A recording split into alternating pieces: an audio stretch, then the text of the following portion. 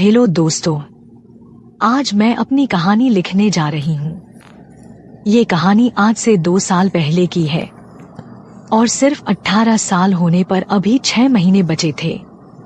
मेरे परिवार में पापा, मम्मी और 2 छोटी बहनें हैं। मम्मी पिंकी के जन्म के बाद से ही बीमार चल रही थी और एक दिन उनका देहांत हो गया। हमारी रिश्तेदारी में सिर्फ एक ही बुआ है जो दूसरे शहर में रहती हैं। जब मम्मी का देहांत हुआ तो मैं 15 साल की थी। मम्मी के देहांत के बाद बुआ अपने बच्चों के साथ कुछ दिन हमारे घर पर आ गई।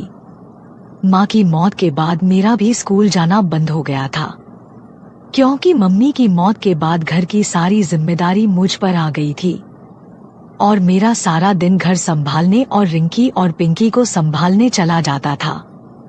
पापा भी उदास रहने लगे थे और उनके चेहरे पर हर वक्त एक उदासी सी रहती थी। पापा को यूं उदास देखकर मैं और बुआ अंदर ही अंदर काफी उदास थी, पर कोई कर भी क्या कर सकता था, क्योंकि मम्मी की मौत का गम आसा था जिसे इतनी जल्दी भुलाया नहीं जा सकता था। इसी तरह दिन बीत रहे थे कि एक दिन मैं और बुआ पापा के कमरे में उनका बिस्तर ठीक कर रहे थे। तभी मुझे लगा कि बिस्तर पर कुछ गिरा हुआ। जब मैंने उसे छू कर देखा तो मेरा सारा हाथ एकदम चिपचिपा सा हो गया, क्योंकि कुछ गिरा पड़ा हुआ था। मैं ये सोच रही थी कि हो सकता है पापा से कहीं कुछ गिर गया होगा, पर मैंने उसे साफ करने से पहले मुझे ये जानने की इच्छा होने लगी कि आखिर यह क्या है। मैंने जैसे ही बुआ को वो दिखाया और उनसे पूछा, बुआ ये क्या और ये यहाँ कैसे गिरा? बुआ शादीशुदा औरत थी जो देखती ही समझ गई, पर उन्होंने मुझसे कुछ नहीं कहा और मुझे साफ करने को कहा। अब मैंने भी बुआ से कोई सवाल जवाब किए बिना ही साफ कर दिया और सारा दिन बुआ का मूड भी कुछ उखड़ा उखड़ा था और उन्होंने मुझसे कुछ ज्यादा बात नहीं की।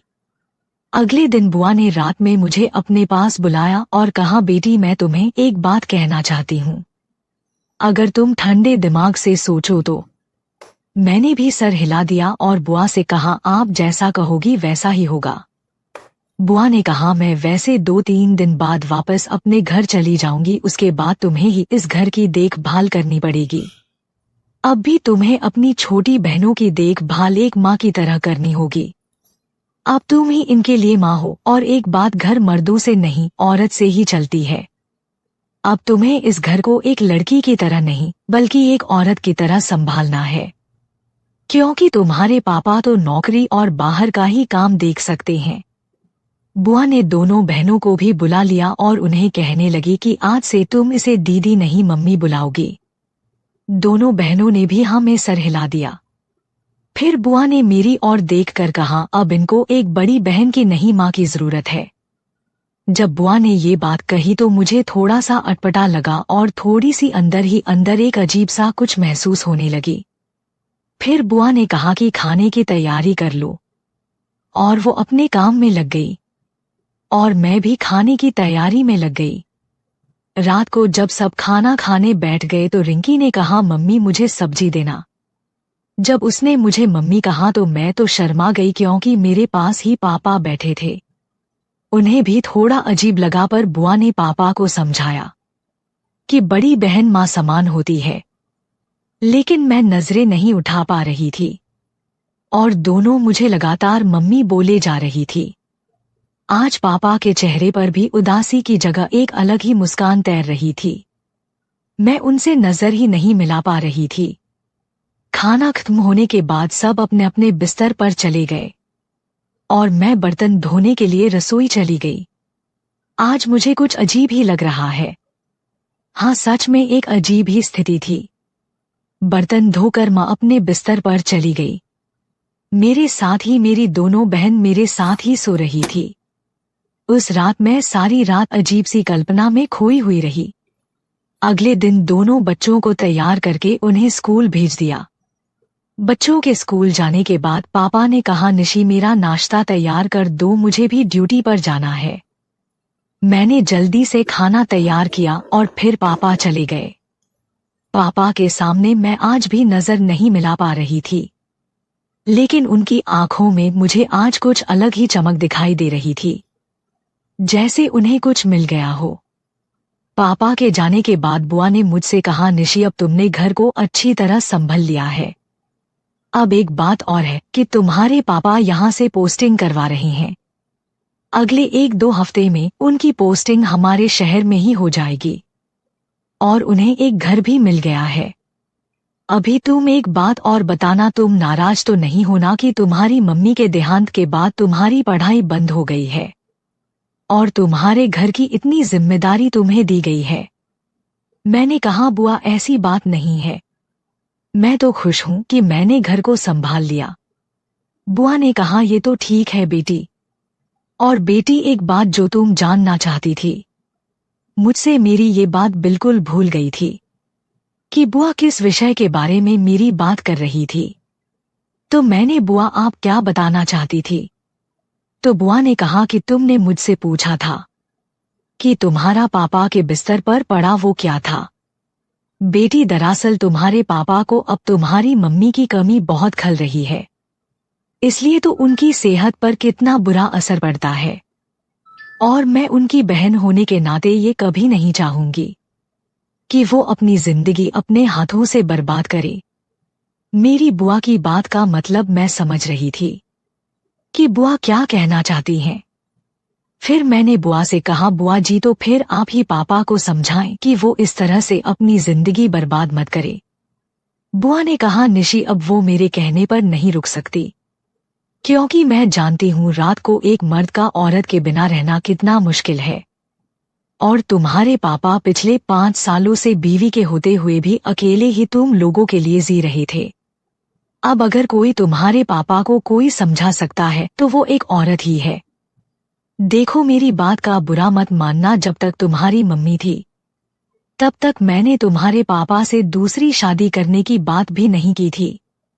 अब जब तुम्हारी मम्मी नहीं है और मैं जानती हूँ कि वो पत्नी के बिना नहीं रह सकते, पर तुम तीनों बहनों की खातिर अपनी जिंदगी अपने हाथों से बर्बाद कर लेंगे, जो मैं हरगिज नहीं होने दूंगी। इसलिए मैं ये सोचती हूँ कि अब मुझे तुम्हारे पापा की दूसरी शादी करवानी पड़ेगी। बस मुझे अब यह चिंता है कि पता नहीं तुम्हारी सौतेली माँ तुम्हारे साथ और बच्चों के साथ कैसा व्यवहार करेगी। तुमने अच्छा किया जो इतनी बड़ी जिम्मेदारी उठा ली। निशी, तुम्हें एक बात और कहना चाहूंगी, अगर तुम मेरी बात सोच समझकर मानोगी तो। मैंने कहा, बुआ आप जो कहोगी वो मैं मानूंगी। उनको कहा, देखो बेटी, तुम्हारी मम्मी की मौत का सबसे ज्यादा असर तुम्हारे पापा पर पड़ा है, क्योंकि लाइफ के इस दोराहे पर वो बिल्कुल अलग पड़े हैं। मैंने कहा, बुआ मैं समझती हूँ। उन्हें कहा कि तुम भी अब जवान हो गई हो और देखने में भी अपनी मम्मी की तरह खूबसूरत हो अगर तुम। यह कहकर बुआ खामोश हो जाती हैं। बुआ ने इस बात पर जोर दिया कि मैं जवान हो गई हूँ। मेरे जवान होने पर जोर दिया तो मुझे कुछ अलग ही महसूस हुआ, लेकिन मैं कुछ बोली नहीं। मैंने बुआ से पूछा, अगर तुम आगे क्या? बुआ चुप रही, लेकिन मैंने जोर दिया तो बुआ ने कहा, जो मैं तुम्हें कहना चाहती हूँ वो शायद तुम्हें बुरा लगे, लेकिन मैंने जोर देकर कहा, बुआ मैं बुरा नहीं मानूंगी। फिर उन्होंने कहा, तुम्हारे पापा अभी केवल कुछ साल के हुए हैं और देखने में भी एकदम 28 के लगते हैं, फिट और तंदुरुस्त हैं। तुम्हारी मम्मी की मौत के बाद उनकी जिंदगी में बिना औरत के एक खालीपन आ गया। मैं चाहती हूँ उनका वो खालीपन भर जाए। मैंने कहा, कैसे? उन्हें कहा, जैसे तुम अपनी बहन की मम्मी बन सकती हो तो अपने पापा की पत्नी भी बन सकती हो। ये सुनके तो मेरे होश ही उड़ गए।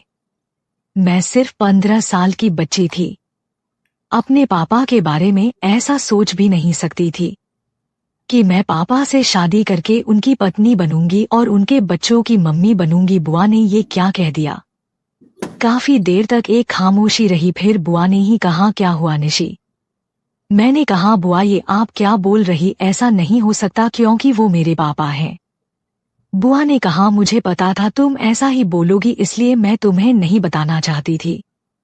तुम लोगों को तो सिर्फ अपनी फिक्र है और दूसरे की नहीं। तुम तो 2 और 3 साल बाद शादी करके अपने घर चली जाओगी और फिर तुम्हारी बहनें भी चली जाएंगी। तुमने सोचा है अकेला जीना कितना मुश्किल है? अगर पापा ने दूसरी शादी किसी और लड़की से कर ली तो वह तुम्हारी बहनों के साथ तुम्हारे साथ पता नहीं कैसे बर्ताव करेगी।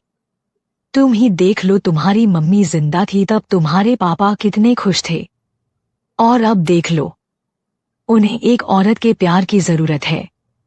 अगर किसी दूसरी लड़की के साथ शादी कर भी ली जाए तो पता नहीं वो कैसी निकलेगी। वैसे भी अभी वो जवान है, स्मार्ट है, और तुम भी काफी खूबसूरत हो, अपने पापा को खुश रखने के काबिल हो। जवान लड़की को इस उम्र में साथी की बहुत चाहत होती है, वो तुम्हें हर तरह से खुश रख सकते हैं। अपने पापा से शादी करके तुम अपने पापा का जीवन और अपनी बहनों का भविष्य के साथ खुद भी एक अच्छी जिंदगी जी सकती हो। ये बात बुआ की बिल्कुल सच है। मेरा दिल थोड़ा सा पिघलने लगा। मैं पापा के बारे में सोचने लगी। सोचते सोचते ही बुआ ने मुझसे पूछा, क्या ख्याल है? बुआ को भी लगा मैं पिघल रही हूँ। बुआ ने कहा, निशी तुम ये मत सोचो कि तुम्हारे पापा हैं। बस एक बार सिर्फ ये सोचो कि वो एक इंसान ही है और तुम उनकी बेटी नहीं, एक औरत हो। क्या कमी है तुम्हारे पापा में? अभी भी बहुत सुंदर जवान हैं। और मुझे यकीन है कि अगर तुम्हारे पापा आज भी तुम्हारे जैसी किसी लड़की को प्रपोज कर दे तो शायद ही मना करे। तो फिर तुम क्यों नहीं, वो तुम्हें हर तरह से खुश रखेंगे। तुम दोनों एक दूसरे को अच्छे से जानते हो, क्योंकि मानो अगर एक बार तुमने कहा था, तुम्हें अपनी जिंदगी में कभी अपने इस फैसले पर पछताना नहीं पड़ेगा, इतनी खुशी मिलेगी तुम्हें। बोलो तुम क्या कहती हो? मैंने कहा हुआ वह मेरे पापा है, मैं उनकी बेटी हूँ, उन्होंने मुझे पैदा किया है। मैं अभी सिर्फ 15 साल की बच्ची हूँ, अभी हाई स्कूल भी पास नहीं किया। वह कभी नहीं मानेंगे बुआ, मुझे कुछ समय चाहिए सोचने के लिए। बुआ ने कहा 2 घंटे बाद तुम्हारे पापा घर आकर मुझे बस स्टैंड छोड़कर आएंगे, तब तक तुम सोच लो। मैंने कहा ये तो बहुत थोड़ा टाइम है। बुआ ने कहा सिर्फ 2 घंटे का टाइम ही तुम्हारे पास, तुम्हें ही फैसला करना है कि तुम मेरी भाभी बनोगी या मैं तुम्हारी बुआ ही रहूंगी। उसके बाद बुआ दूसरे कमरे में जाकर पैकिंग करने लगी। मैं अपने कमरे में ही पापा के बारे में सोचने लगी।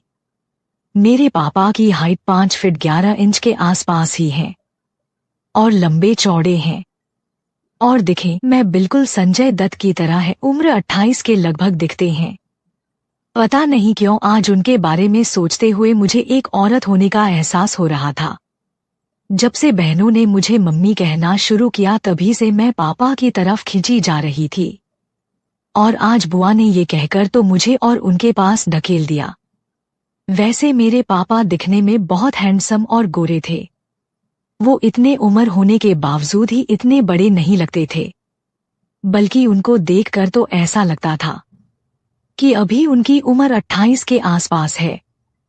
और उनको देखकर किसी को यकीन न हो कि वो शादीशुदा हैं और 3 लड़कियों के पिता है, बल्कि जब मेरे उनके साथ कहीं जाऊं तो लोग कहते और सोचते थे कि वो मेरे पति हैं या फिर मेरे बॉयफ्रेंड है। उनको देखकर मेरी सहेली कहती थी, देख निशी हमारे जीजा जी आ गए, जीजू को अपनी जलेबी खिलाई कि नहीं। मैं धत कहकर शर्मा जाती थी।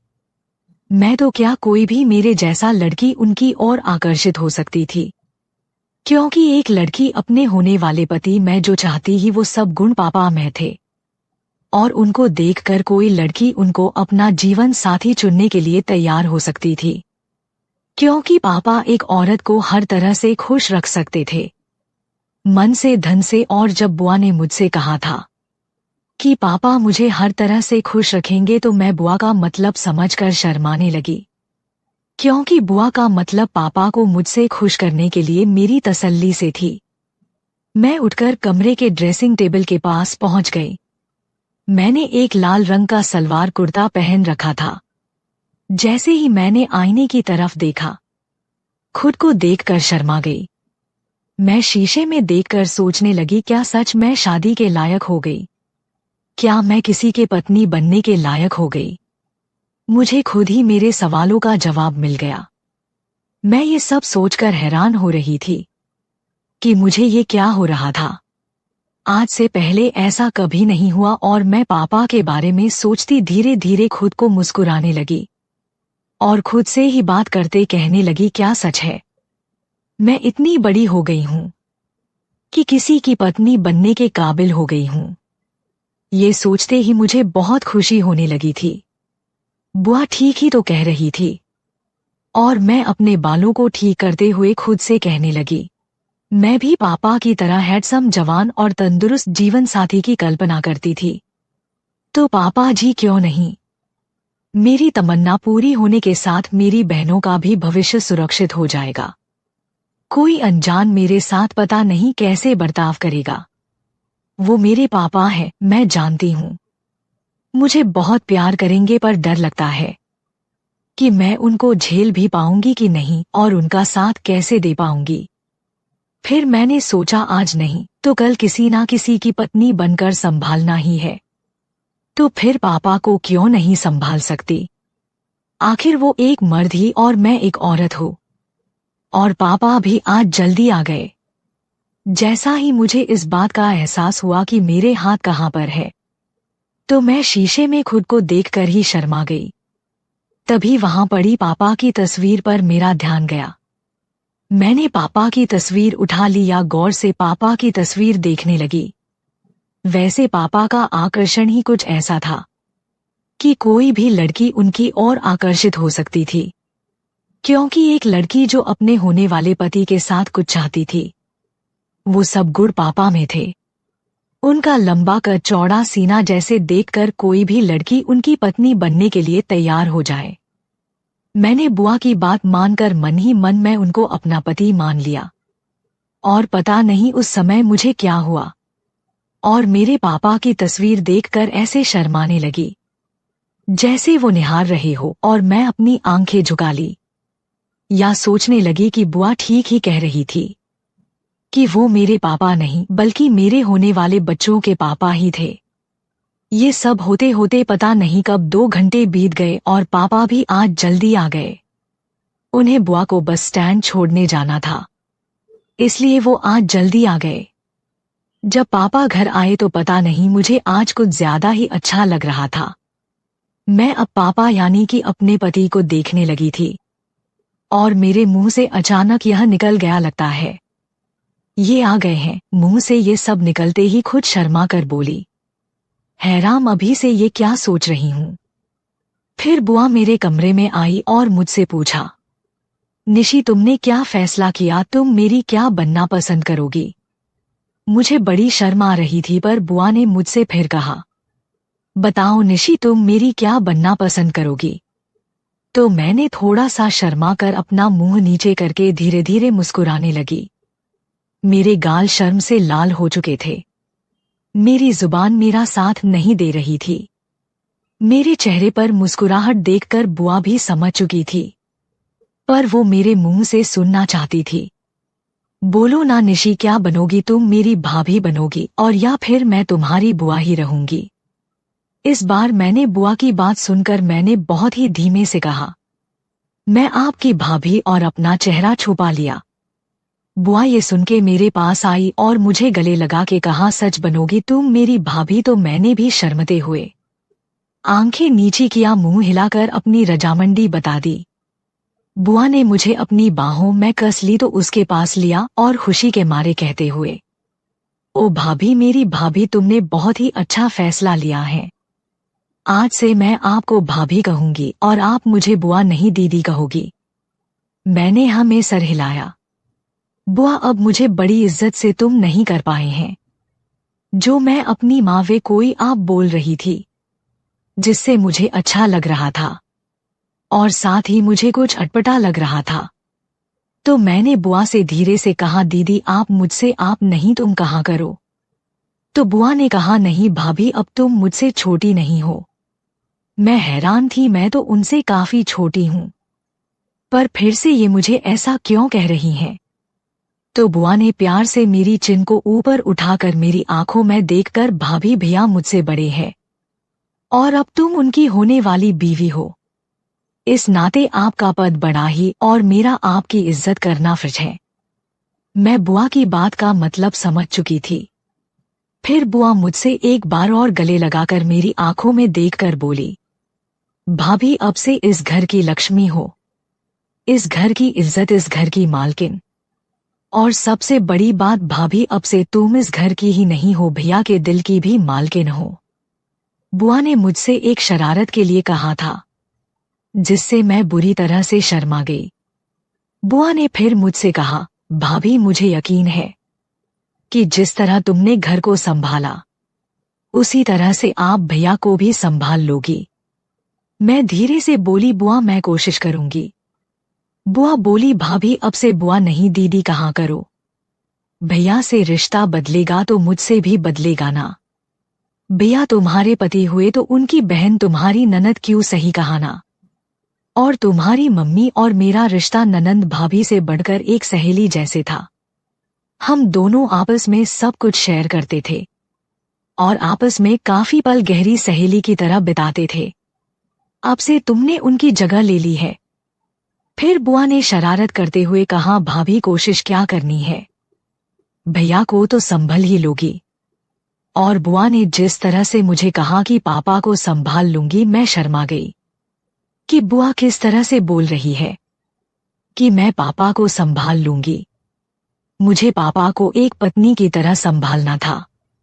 फिर बुआ मुझे मम्मी की अलमारी के पास ले गई और मम्मी की अलमारी खोलकर मम्मी की कुछ साड़ियां और गहने दिए और एक हार जो बहुत ही सुंदर था मुझे देते हुए कहा, भाभी ये हार इस घर की बहू को दिया जाता है और अब से तुम इस घर की बहू हो तो इस पर सिर्फ तुम्हारा हक है। बुआ ने सारी साड़ियों के ब्लाउज मेरे ही नाप के बनवा रखे थे। शायद वो काफी दिन से इसकी तैयारी कर रही थी। फिर मैंने धीरे से बुआ से कहा, दीदी पहले आप इनसे तो बात कर ले कि उनको ये सब मंजूर है कि नहीं। तो बुआ मुझसे छेड़ती हुई बोली, अभी से ही उनको, और फिर मुझे पायल देते हुई बोली, अच्छा है अभी से आदत डाल लो क्योंकि औरत अपने पति का नाम नहीं लेती है। फिर बुआ ने कहा, आप उसकी चिंता मत करिए, मैं बात कर लूंगी। मेरा दिल कह रहा था कि पापा इस रिश्ते से मना कर देंगे, लेकिन मुझे इस बात की उम्मीद तो कम थी। मुझे कम इसलिए लग रही थी कि किसी भी मर्द को मेरी जैसी पत्नी मिले तो मना नहीं कर सकता। फिर मैंने कहा, दीदी। बुआ बोली, हाँ भाभी बोलो, कुछ कहना है। मैं बोली, दीदी अगर ये शादी होती ही तो बच्चे, मेरा मतलब रिंकी और पिंकी, उनकी मम्मी मैं ही रहूंगी। बुआ बोली, ये भी कोई कहने की बात है, तुम ही उनकी माँ रहोगी, कोई उनको कुछ नहीं बताएगा। पर भाभी मैं तो कहती हूँ उनकी माँ तो तुम हो और भैया के साथ शादी के बाद आप लोग एक बच्चा कर लो। बुआ के मुंह से पापा और अपने बच्चे की बात सुनकर मैं शर्म से पानी पानी होते हुए चेहरा झुकाकर धीरे से बोली, दीदी मैं बच्चे के लिए मना थोड़े ही कर रही हूँ, पर मैं उस लायक तो हो जाऊं। दीदी मुझे 6 साल का समय तो दो, मैं तो बस ये कह रही हूँ कि और बच्चे होने से आपके भैया का प्यार रिंकी और पिंकी के लिए कम ना हो, और तब तक यह बच्चे भी बड़े और समझदार हो जाएंगे, हमारा प्यार भी नहीं बटेगा। बुआ बोली, तुम क्या कुछ सोच रही हो, ऐसा कुछ नहीं होगा, बस तुम दोनों को प्यार होना चाहिए। बुआ शरारत करते हुए बोली, मैं सब समझती हूँ, तुम अभी क्यों मना कर रही हो, ताकि अपने पापा के साथ। मैंने कहा, धत दीदी कैसी बातें कर रही हैं। दीदी बोली, अपनी भाभी के साथ मजाक भी नहीं कर सकती, अब हम सहेली हैं नंद भाभी होने के साथ। फिर पापा उनका सामान उठा के गाड़ी की डिग्गी में रखने लगे। फिर बुआ ने कहा, भाभी तुम भी हमारे साथ बस स्टैंड चलो। मैंने पापा की तरफ देखा तो उन्हें बैठने का इशारा किया। मैं जैसी ही पिछली सीट पर बैठने लगी, बुआ ने कहा, निशी तुम यहाँ बैठो, और मुझे आगे बैठा दिया। मैं आगे बैठ गई, लेकिन आज आगे बैठने का कुछ अलग ही माहौल महसूस कर रही थी। हम बस स्टैंड पहुंच गए और बुआ को बैठाकर घर की तरफ चल दिए। पापा वापसी में गाड़ी में बैठे मुझे चोर नजरों से देख रहे थे, साथ में हल्का हल्का सा गुनगुना भी रहे, और इसी तरह हम घर पहुंच गए। मैंने पापा से पूछा कुछ चाहिए तो उन्होंने चाय मांगी और वो अपने कमरे में चले गए। मैंने भी अब बच्चों के लिए खाने की तैयारी कर ली है। कि वो स्कूल से आकर ही खाना खाते हैं। शाम को मैं खाने की तैयारी करने लगी और टीवी देखने लगी। वैसे तो हम सब एक साथ खाना खाते थे, लेकिन आज मैंने पापा और बच्चों को पहले खाना खिलाया। पापा ने मुझे भी साथ बैठकर खाने को कहा, तो मैंने कहा आप लोग खा लीजिए, मैं बाद में खा लूंगी। और सब खाना खाकर अपने कमरे में चले गए। मैं पापा के जूठे बर्तन उठाने लगी। फिर मैंने कुछ सोचकर उसको वही रहने दिया और पापा के जूठे बर्तनों में ही खाना खाया और जूठे गिलास से ही पानी पिया। आखिर एक पत्नी का धर्म होता है पति का जूठा खाना, और मैंने अभी से पापा को अपना पति मान लिया था। पता नहीं मैं ऐसा क्यों कर रही थी, लेकिन आज मैंने जैसे ही पापा के झूठे गिलास से पानी पीने के लिए उसे अपने होठों से लगाया, मुझे आज अलग ही फील हो रहा था। मुझे बड़ा ही अजीब और अच्छा लग रहा था। मुझे लगा कि बुआ ने कहा मेरे और पापा के रिश्ते के बारे में मैंने खुद ही सोचा हो और मुझे इमोशनल करके इस रिश्ते के लिए राजी कर लिया हो, और मैं भी ना समझ जो हाँ कर बैठी, पर पापा जो इस रिश्ते के लिए कभी हाँ ना करे हो सकता है पापा को इस बारे में पता ही ना हो। आखिर मेरी बेटी थी मैं ये जानने के लिए कि पापा ने इस रिश्ते के बारे में मुझे पता भी है कि, और फिर बुआ ने खुद अपने मन से इस नए रिश्ते को जोड़ने के कदम बढ़ाए ही मुझे पापा से इस बारे में बात करनी चाहिए। मैं पापा के रूम के पास पहुंची और जैसे ही मैं अंदर जाने लगी तो खिड़की खुली देखकर मैं रुक गई, और जो मैंने पापा के रूम में देखा मुझे अपने सवाल का जवाब मिल गया। आज सुबह पापा जिस तरह से मुझे देख रहे थे, मुस्कुरा रहे थे, वो एक पिता की नजर नहीं थी। मैं समझ गई बुआ ने पापा को सब कुछ पूछ कर किया है। मैं अभी पापा से शादी के बारे में मेरी सोच ही रही थी और पापा ने एक पति की प्रैक्टिस जोर शोर से कर रहे थे।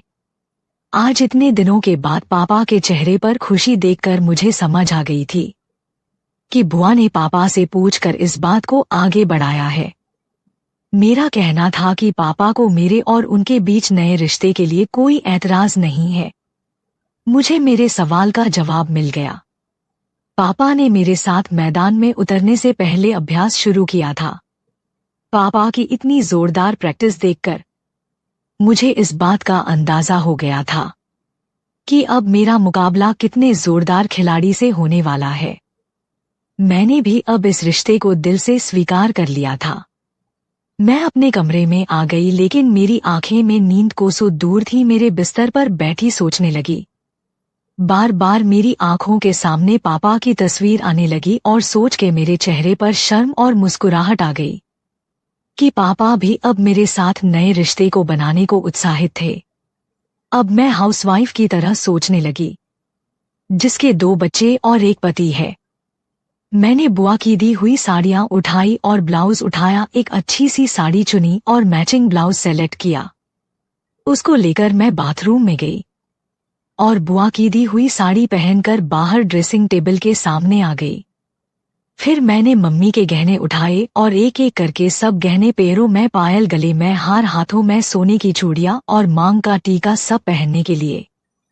आखिर में एक चुटकी सिंदूर और मम्मी का मंगलसूत्र अपने गले में बांध के देखा तो मैं काफी सुंदर दिख रही थी। अब मैं बिल्कुल नई नवेली दुल्हन की तरह लग रही थी। मैं अपने आप को इस रूप में देखकर खुद ही शर्मा रही थी। अगले दिन रविवार का दिन था। पापा बोले निशी चलो कहीं बाहर घूम के आते हैं। मैं परेशान हूँ, पापा आज इतने खुश कैसे हैं और मुझे कुछ अलग ही नजर से देख रहे हैं। फिर मुझे पापा का मुझे इस तरह से देखना अच्छा लग रहा था। मैं ये सोच के खुश भी थी और थोड़ी परेशान भी। फिर सोचा जो होगा देखा जाएगा। आखिर मुझे संभालना ही होगा क्योंकि अब वो मेरे पति जो बनने वाले थे। तो पापा की बात सुनकर पापा से बोली, जी पापा, और फिर मैं और बच्चे नहा धोकर तैयार हो गए। तो पापा ने एक पैकेट मुझे दिया और कहा ये निशी ये लो। जब मैंने उनसे पूछा कि ये क्या है तो पापा ने कहा ये तुम्हारे लिए ड्रेस ही है और मैं चाहता हूँ कि तुम ये पहनकर मेरे साथ घूमने चलो। मैंने पापा से वो पैकेट ले लिया और जब वो पैकेट मैंने खोला तो उसमें एक लाल रंग का सूट और लाल रंग की ही चूड़ियां थी। मैंने वो ड्रेस पहन ली और चूड़ियां भी, और हम गाड़ी की तरफ चल दिए। गाड़ी में रिंकी बोली कि मैं आगे बैठूंगी तो पापा बोले नहीं बेटा, मम्मी को बैठने दो, अगली सीट पर मम्मी ही पापा के साथ बैठती हैं। ये सुनकर मैं आगे की सीट पर बैठ गई। मुझे अच्छा लगने लगा। पापा बोले निशी एक बात कहूं, अगर बुरा ना मानो तो। मैंने कहा जी कहिए पापा। उन्हें कहा जब से दोनों बच्चों तुम्हें मम्मी कहने लगी हैं तो तुम मुझे पापा मत कहो प्लीज। मैंने पूछा क्यों, तो उन्हें कहो कि तुम भी पापा कहोगी और बच्ची भी कहेंगे, लेकिन तुम्हें बच्चे मम्मी कहते हैं तो इन बच्चों की मम्मी तुम हो, बच्चों का पापा मैं हूँ, इसलिए तुम मत कहो। और अगर कोई बाहर वाला तुम्हें बच्चों के साथ तुम्हें मुझे पापा कहता देखेगा तो क्या कहेगा। मैं एक कामुक मुस्कान के साथ बोली अगर आपको पापा नहीं कहूँ तो फिर क्या कहूँ। पापा बोले तुम्हें नहीं पता। मैं थोड़ा शर्मा कर जी मुझे कैसे पता चलेगा। मैंने ये कहा आप ही बता दीजिए क्या कहूँ, तो उन्हें कहा जैसा रेखा मुझे बुलाती थी। रेखा पापा की बीवी और मेरी मम्मी का नाम था। तुम मुझे वैसे ही बुला सकती हो और मुझे मेरे नाम से, और फिर जैसे तुम्हारी मम्मी मुझे बुलाती थी। बोलो निशी तुम मुझे वैसे ही बुलाओगी ना। तो मैं अलहड़ सी मुस्कुराती हुई शर्म से ना मैं सर हिलाया, ये मुझसे नहीं होगा। पापा बोले क्यों नहीं हो पाएगा, इसका मतलब तुम अभी मुझे स्वीकार नहीं कर रही हो। मैं बोली ऐसी बात नहीं है पापा, तो मैं बड़ी होने पर आपके जैसा ही पति चाहती थी। मां कुदरत का खेल देखिए कि उसने आपको ही मेरा जीवन साथी बना दिया। दोस्तों आगे की रोमांटिक कहानी दूसरे वीडियो में है। हेलो दोस्तों, आपको यह कहानी कैसी लगी कमेंट बॉक्स में जरूर बताएं। और आपसे निवेदन करती हूँ कि अगर आप हमारे चैनल पे नए हैं तो हमारे चैनल को सब्सक्राइब करके हमें सपोर्ट करें। हम आपके लिए रोमांटिक कहानियां लाते रहेंगे। धन्यवाद।